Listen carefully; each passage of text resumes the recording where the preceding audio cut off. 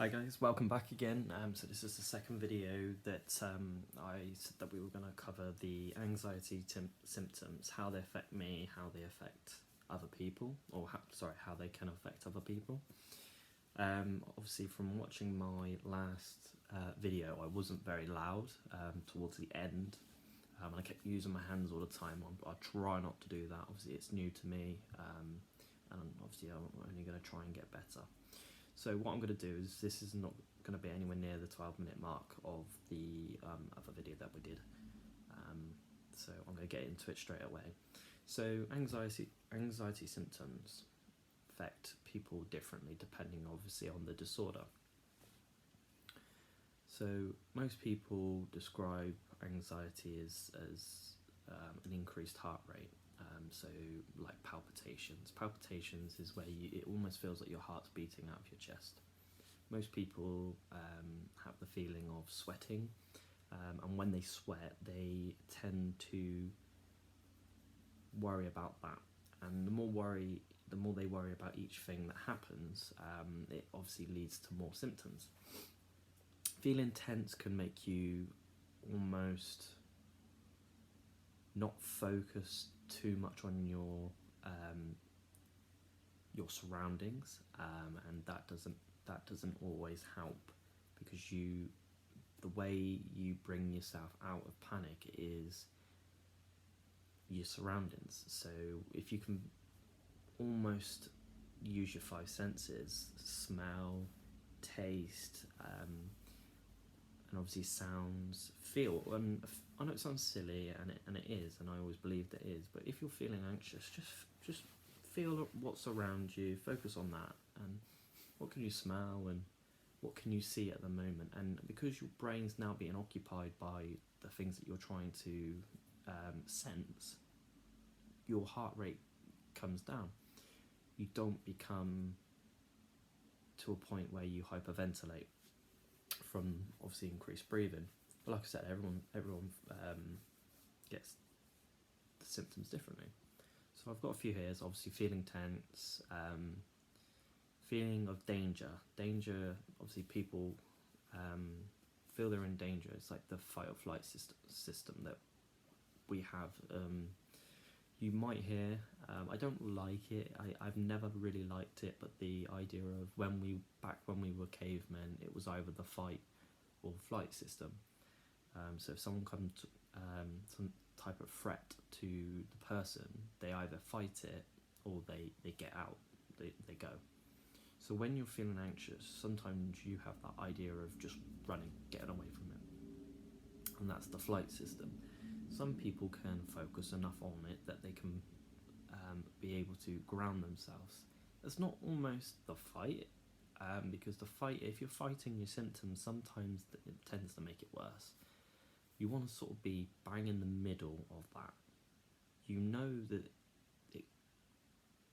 there could be danger. There possibly could be.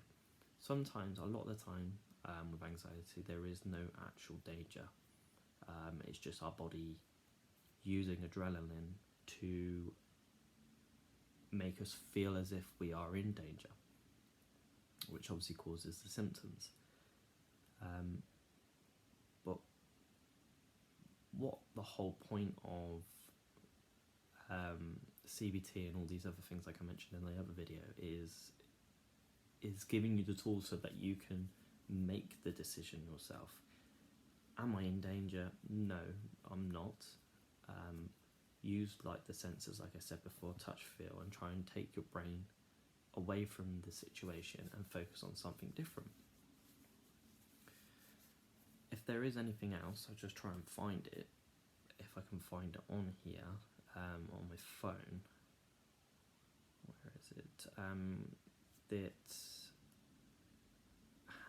I will try and leave the link in the description.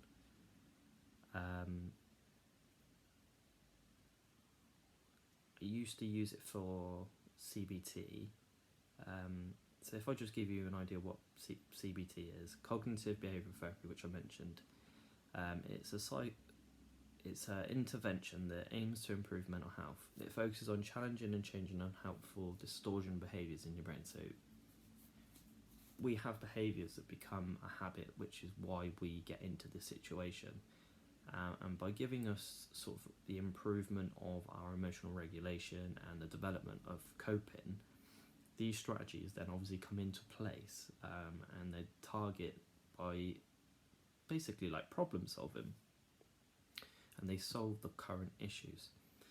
There is a few books out there. Obviously, you've got cognitive behavioural therapy for dummies, behavioural therapy made simple, and mind over mood. Some of these are brilliant. But if you go onto the NHS website, it tells you step by step what it is. And like I said about researching, use established websites like NHS or Mind. Mind is a very good one because they focus on anxiety and depression.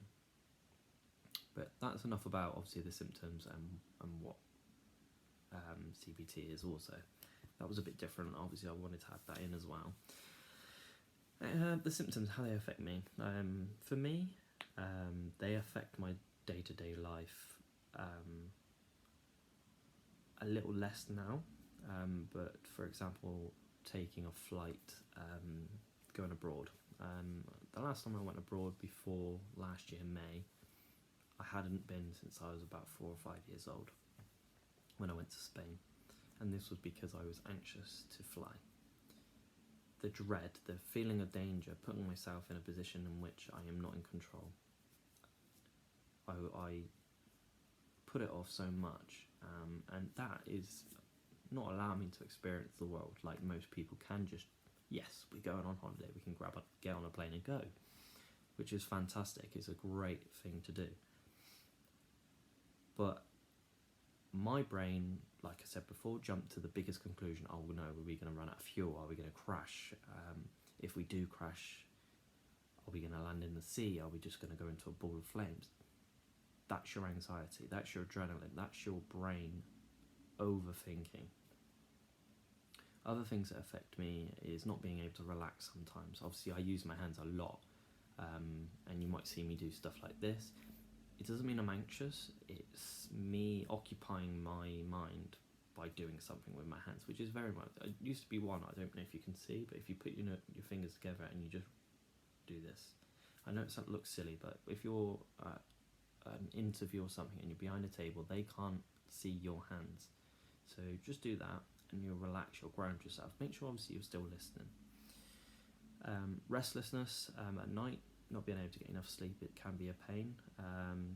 Being tired a lot of the time, so going to work and I'm already tired, and people are, oh, you're tired already, and obviously I don't expect them to understand what I'm going through, but yeah, tiredness at work. Very agitated, so if someone says something that I dislike, most people can just sort of, yeah, okay, whatever. I bite a lot at different things and I'm easy to wind up. Other people will also not be able to relax, maybe if they're reading a newspaper, watching a film, those sort of stuffs. They become restless as well. Obviously, tired at work, I don't know if that affects everybody. It affects everybody, like I said, differently. But agitation is quite common with stuff like this, because obviously our emotions are like a wave, and anxiety, so when you are anxious, it can only go as high to a certain point. It can only go that high, so you know that once you've hit the top, it's only got to come down now. So always remember that. So again, that's the next one. What we'll do next is describe depression using obviously NHS websites and stuff like that. And then what we'll do is we will see if I can get some people to comment some questions that they want me to ask, or any stuff that they want to cover. I'll do this privately, so it won't be something that I'll ask. I'll obviously message certain people individually if they message me, and then we'll go from there. But thank you very much, and peace to you guys. Thank you.